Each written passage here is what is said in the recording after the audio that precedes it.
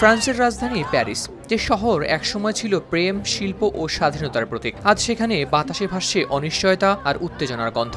রাষ্ট্রপতি প্রাসাদের বাইরে ভিড় জমাচ্ছেন প্রতিবাদকারীরা, রাস্তায় রাস্তায় ভেসে আসছে স্লোগান। আর এসব কিছুর কেন্দ্রে একটাই নাম, ইমানুয়েল ম্যাক্রো।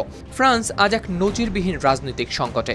মাত্র এক বছরের মধ্যেই পদত্যাগ করেছেন 4 জন প্রধানমন্ত্রী। সংসদে বিভাজন এতটাই তীব্র যে কেউই আর নিশ্চিতভাবে বলতে পারছেন না দেশটা আসলে কার হাতে যাচ্ছে। আর এসব কারণেই আগের যে কোনো সময়ের তুলনায় অনেকটাই একঘরে হয়ে পড়েছেন দেশটির প্রেসিডেন্ট ম্যাক্রন। দেশটির সংবাদ মাধ্যম ফ্রান্স 24 জানিয়েছে, জাতীয় সংসদ ভেঙে আগাম নির্বাচন ঘোষণা করেছিলেন ম্যাক্রন, কিন্তু ফলাফল যেন ডেকে এনেছে আরও অস্থিরতা।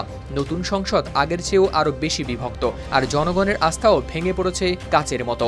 রাজনৈতিক বিশ্লেষকরা বলছেন, এ যেন এক দীর্ঘস্থায়ী অস্থিতিশীলতার অশুভ চক্র। সাবেক প্রধানমন্ত্রী এদুয়ার্ড ফিলিপ সহ প্রভাবশালী অনেকেই এখন স্পষ্ট করে বলছেন, এই সংকটের সমাধান শুধু ম্যাক্রনের পদত্যাগেই সম্ভব।